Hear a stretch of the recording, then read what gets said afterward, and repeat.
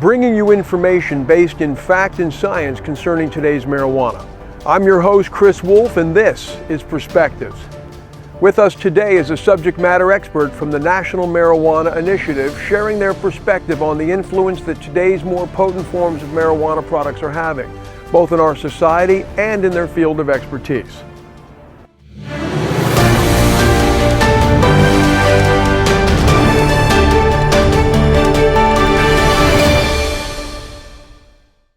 Welcome, Dr. Libby Stuyt. As an addiction psychiatrist, is marijuana addicting?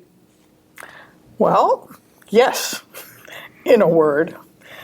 Many people ask that question because the industry has really tried to tell people it's not.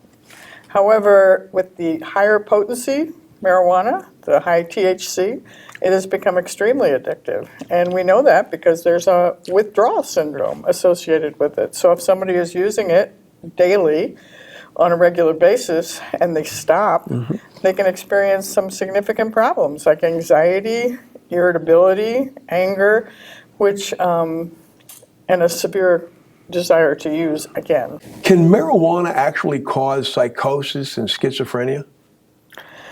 Yes, I believe it can. Right now, we're still in the stage of correlation versus causation.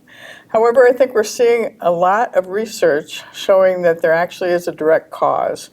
So all addictive drugs can cause psychosis, but the one that has the highest conversion rate from psychotic symptoms to schizophrenia is marijuana. That's over alcohol, methamphetamines, cocaine.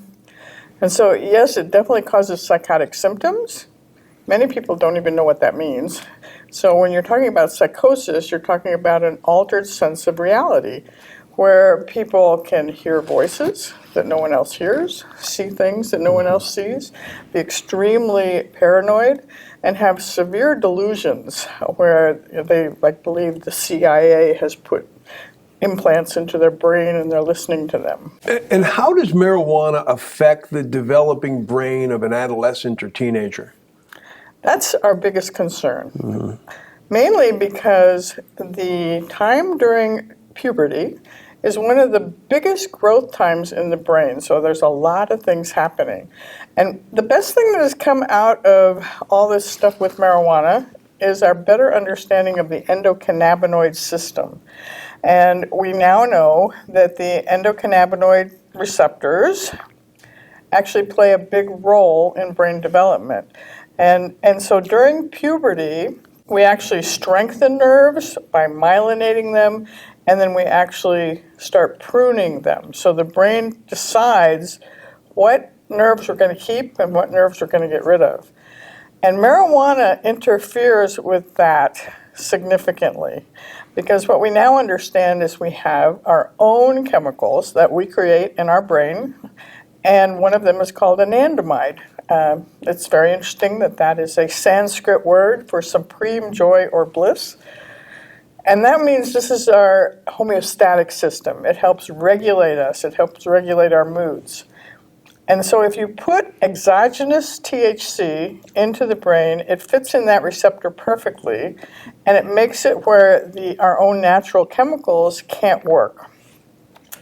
And so this is why we have a lot of problems with young people with cognition issues, IQ issues, executive functioning problems where they can't make good decisions because of the effect of THC on that developing brain. And what exactly is cannabinoid hyperemesis syndrome? All right, this is something that used to be thought to be very rare.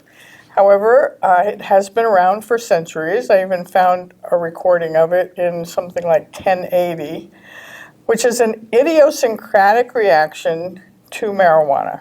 Marijuana is supposed to cause relief from nausea and vomiting. But what we're finding now is, especially with the high potency products making people use more regularly, we're seeing this idiosyncratic reaction where people get severe nausea, abdominal pain, and they're in so much distress that they're actually screaming and vomiting. You're an absolutely wonderful guest. I thank you so much for being here. Please come back and join us again. And again, thank you so much. Thank you. You're welcome. To learn more facts about today's marijuana and its impacts, visit the National Marijuana Initiative's website at www.thenmi.org. Thank you for joining us for this episode of Perspectives.